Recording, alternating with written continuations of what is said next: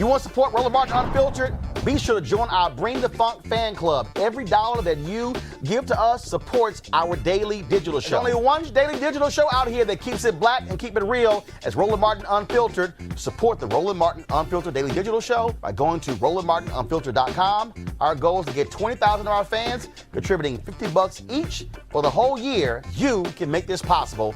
Roland Martin Unfiltered. Absolutely, folks. A little bit earlier today, I had a chance to talk to former Surgeon General Dr. Regina Benjamin about coronavirus, about what should be happening.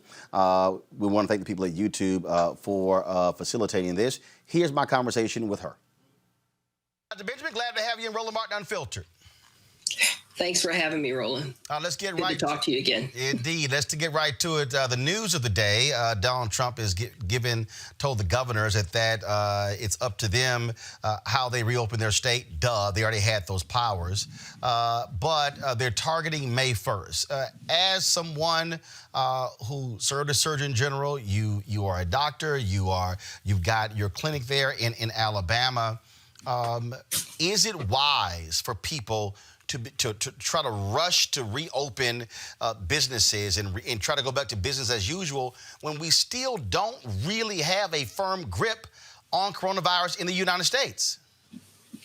Well, Roland, I kind of look at this whole thing. I have this analogy of hurricanes because I went through Hurricane Katrina, and people understand hurricanes. You follow the track.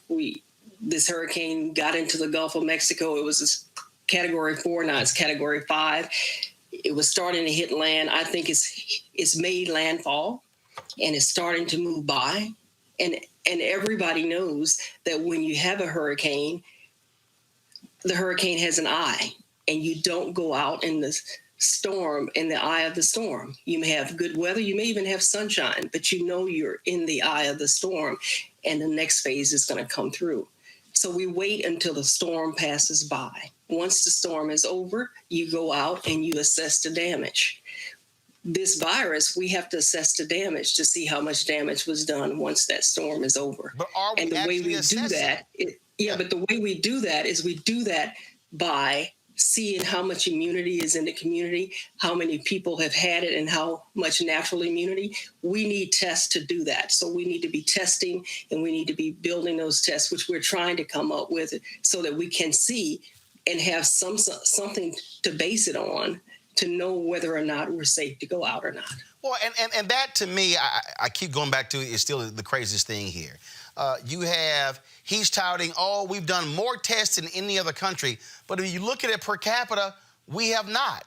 The fact that we represent 30% of all coronavirus cases in the world, and we're still having hotspots in South Dakota. You have the governor there who doesn't want to issue a shelter in place, but they're seeing more and more cases every single day. We're seeing how coronavirus is rampaging through nursing homes across this country. And when you keep asking the question, even Dr. Anthony Fauci makes the point that we have not reached critical mass when it comes to testing. Roland, we can sit and we can argue the points about what should be done, shouldn't have been done, but I would like to try to save lives. And the way we save lives is that we need to take care of ourselves. What can we in our communities do to take care of ourselves? We have to start to do things. We're seeing that the number of cases, we've been talking about health disparities for the last 20 years. And so it's been known. What we didn't know was that people with these underlying conditions were going to get sicker.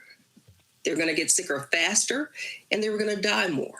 And so we need to concentrate on what can we do to be resilient. What can we do right now to take care of our families and each other?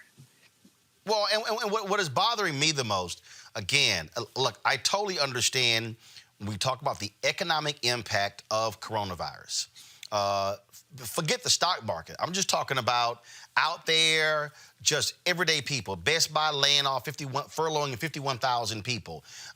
Numerous companies, small businesses, mid-size, large. When you talk about... Roland, if you think about that, and those are very tough things, and these are tough times, and what I hope that we can learn from all of this as a society, as we come out on the other end of this, is that it is tough, economic tough. It's hard when you don't know where your next paycheck is coming from. It's very difficult when you don't know how you're going to put food on the table. And if you do have a job and your kids are not in school now, what are you going to do for daycare? Those are very real things that we're dealing with.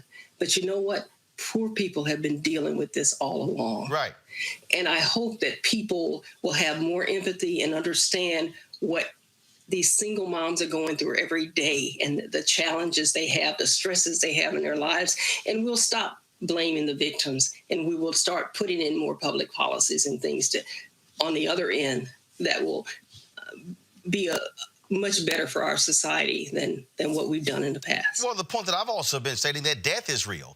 There's a video, Dr. Oz was on Fox News, and he was talking about the potential possibility of, reopening schools, and he makes this comment about, a 2 to 3% mortality rate. And then you hear people say, well, we lose X amount of people when it comes to the flu, so, we haven't lost that many people here. We're still talking about death. The other thing is that the problem... Well, it depends on whether it's your death or my death, how important it is. But yes, it is real.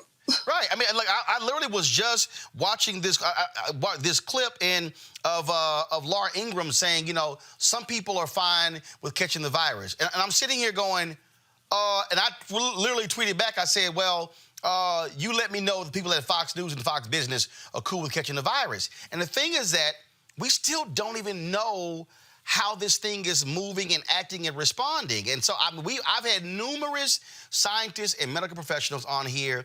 And it's just like a hurricane. We don't know what it's going to do. We don't know how it's going to change. We have to be prepared for whichever way it changes. It's new. And you're right. We don't know how they're going to change, and we have to change with it. And the more information, the more data we get, the more we can put in, and our predictions can be much better. It's just like that hurricane tracker. When they go and fly into that storm, they get better data, and we know better once we get that. We're collecting data, we're constantly changing it, and as we get more information, we can make our plans and adjustments more reliably than just guessing. Well, to that point right there, when you talk about the data piece, and I think that's critically important, you have the people now who are critical. Oh, the initial model said we were going to lose 100,000 or 240,000 people. Well, first of all, the initial model was also based upon if we didn't do mitigation. And so... also those models is just like a hurricane model. The initial model, when it's way out there in the Atlantic somewhere, is totally different when it gets into the Gulf and you've got more data to make your model on. It's much more precise. Yeah, so it changes. I'm from Houston, and so I can tell you, okay, the hurricane is projected to veer towards New Orleans, and then all of a sudden, it's coming to Houston. That's right. Because you got more information now. And what you based it on 2 weeks before was not the same. So that's what we're constantly going through these changes. The other thing is as I said, we don't go outside in the eye of the storm. We know the weather is good. We know it may even be sunshine, but you don't go out during the eye of a storm. You wait until it passes by. Yeah, because actually the eye ain't the problem. The tail is the problem. It's worse. And I think using that comparison, I think when we're talking about what's happening right here with coronavirus, if there is this rush to reopen, now all of a sudden, so just a perfect example. So where I do my show here, we do it with the Office of 50CAN, Education Reform Group. And I sit on the board of directors. And so we're still here, okay? I've got two people who work in this office, but they're working separately. Then I'll have, when we do the show, max 5 in the control room, really about 4 people, okay? I'm out here alone. My panelists are via Skype. So the people at 50CAN, they're not here. But if all of a sudden you bring 8 to 10 people back, some other offices, 20, 30, 50, 100, all of a sudden you don't have the same containment that you had when you had shelter in place. And yes, I get the economic loss and people being furloughed and not working, but the flip side is, which I got to think about, what happens if somebody contracts it?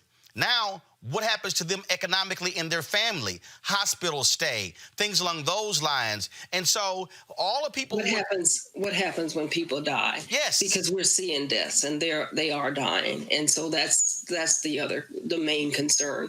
And nobody wants to be the cause of deaths. And as a knowing someone or having a loved one to die when it was preventable.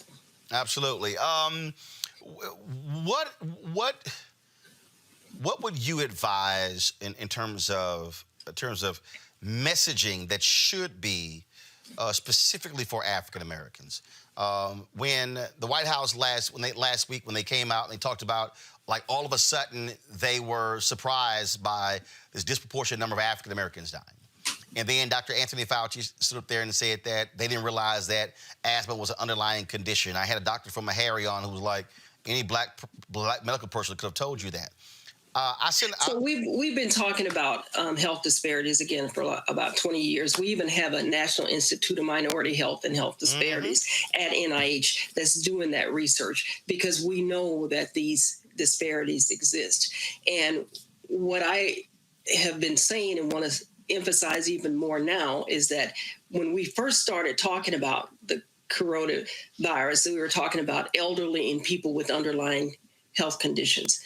What people didn't realize, they thought, cancer, they thought HIV, some of those type conditions. But what they didn't think about was diabetes and high blood pressure, strokes, cardiovascular disease, somebody with a cardiac arrhythmia who may be working and doing very fine all day, but have an arrhythmia. I'm on the board of the American Heart Association, and we're putting $2.6 million into research around cardiovascular disease and health disparities.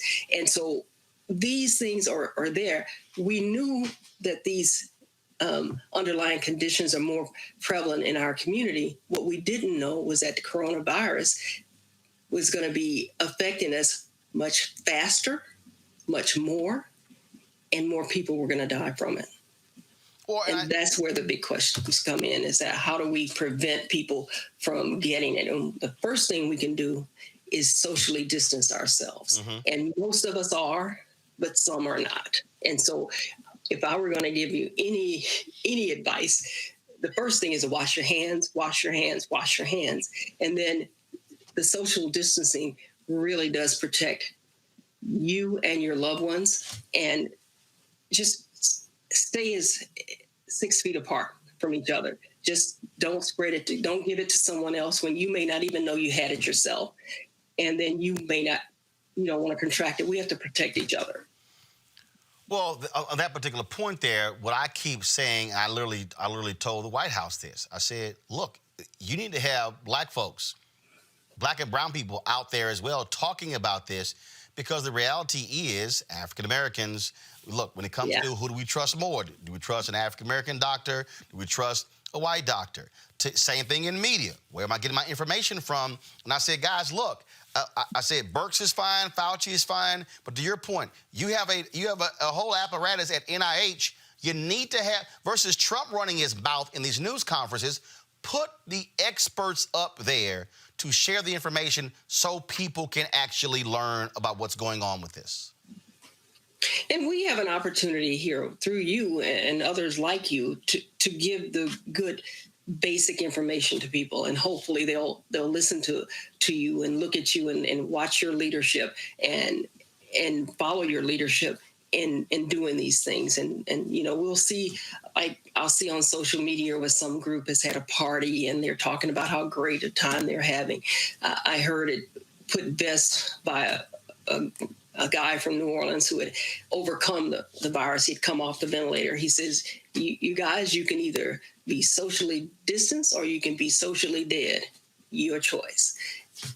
It's just that simple. Right. It is just that simple. Final question for you, and we talk about models and things along those lines. I've been saying to friends of mine, I've been saying to folks who work for me, look, I don't think for a second this goes away in 3 months. To me, I said we should be preparing ourselves mentally that this is going to be from now until the end of the year. When you look at what is happening in New Orleans, where the mayor said, look, no major events for 2020. The folks at Essence really wanted to have Essence Festival. She wouldn't budge. They announced they cancel it. We'll be back in 2021.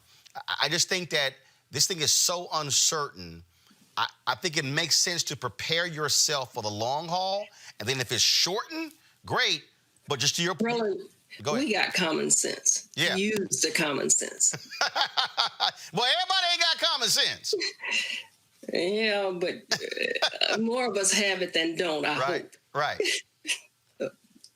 Well, again, that's just sort of what I'm sort of, and using your point about the hurricane. Hey, even when that hurricane is gone, you might have flooding, you may have other things that actually happen. You just have to prepare yourself for that because it's there. And I just think this is something we've never seen before, never experienced before. Prepare yourself mentally for it.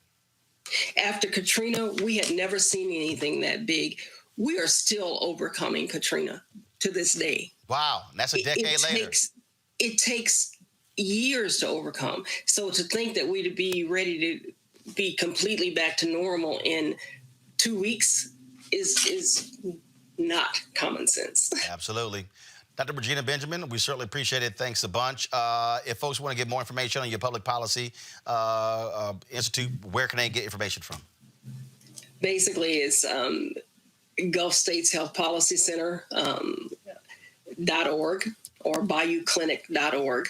Well, we certainly appreciate that, and hopefully those governors in those Gulf states are paying attention to what you and others are saying there, as opposed to some of the decisions that we're... Actually, I've been working with our governor to put together an information hub. I'm working with a tech company called Yext, and they've done a wonderful job of pulling all the information together so that people can go and get good, solid health information.